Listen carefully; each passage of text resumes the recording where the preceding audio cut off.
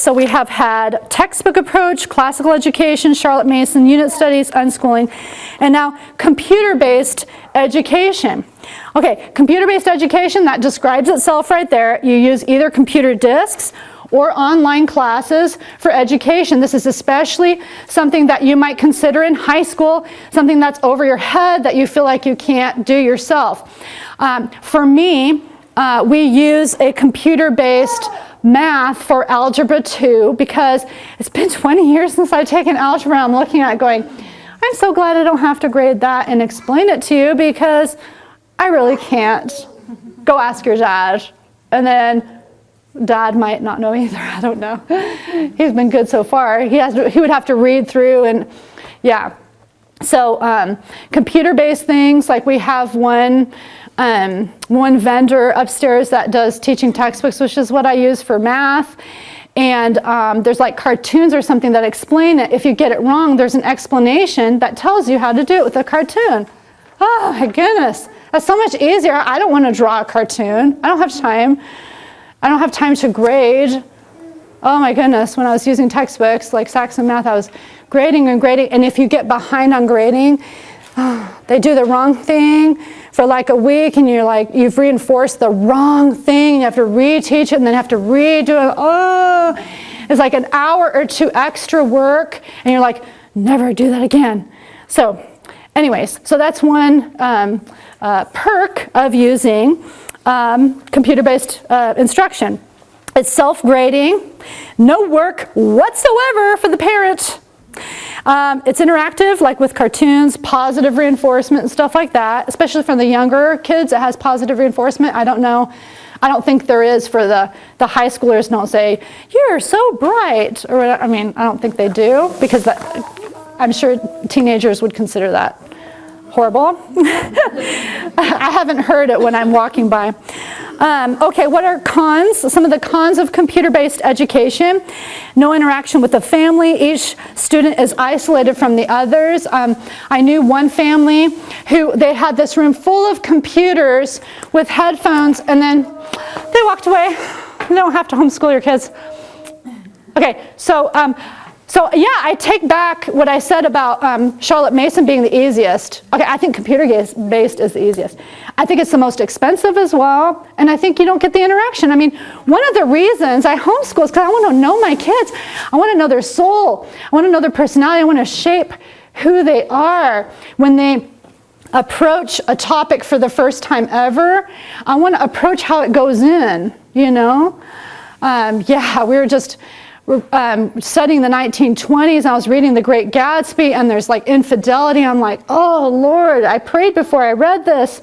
What do I do? Help me to teach this in a godly way that is pleasing to you. And it's hard because they lived for partying. That decade was like that. And I said, kids, don't you ever be unfaithful to your spouse. Don't ever, you know. And they were like, yeah, what a horrible thing to do. And just processing through, you know, it. And it was hard for me. I don't want to do it. It's hard, but it's good because then they have a way of processing. Oh, your parents divorced because, okay, I understand. They have a deeper understanding of life, and I prefer that. So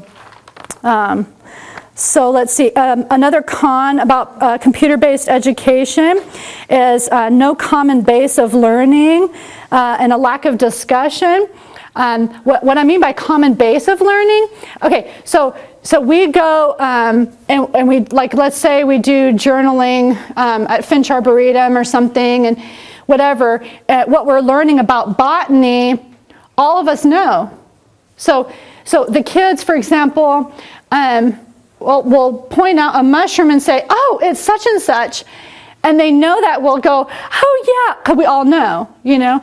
So we all have, it's not like a club, but you have, you know, it's like, my best friend that I grew up with in Guatemala, because I grew up as a missionary kid. My dad was a professor at a seminary in Guatemala, so I grew up there for 14 years. And my closest friend, she has had all the same experiences as me, and there's something about her that she understands me in a way that other people don't. Okay? I want that to be what homeschooling is, you know, where we get it, where we watch something in a movie or something, and we turn to each other and go, oh, blah, blah, blah, and make a connection to literature, you know, because we all discussed it and talked about it together. That's why I love doing read-alouds, because all the kids then can participate, have that common base of knowledge. So if you have your kids all separated on computers, learning about a science or history or whatever, I don't know what they're being taught, and we don't have that common base of knowledge. Your son and your daughter don't have the same, you know, thing that they're learning. So that's another con. And computer-based education has a lack of real life and hands-on projects. So all you're doing is sitting in front of the computer, the screen. I don't know.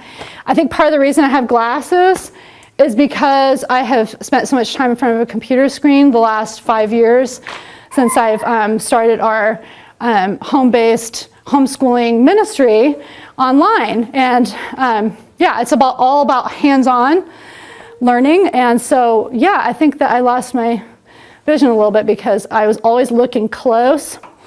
And so I do think that's another drawback that I didn't mention in here, that it could hurt your kids' vision. I believe it does, because you're so close like this. Of course, reading a lot also does, but let your kids read anyway.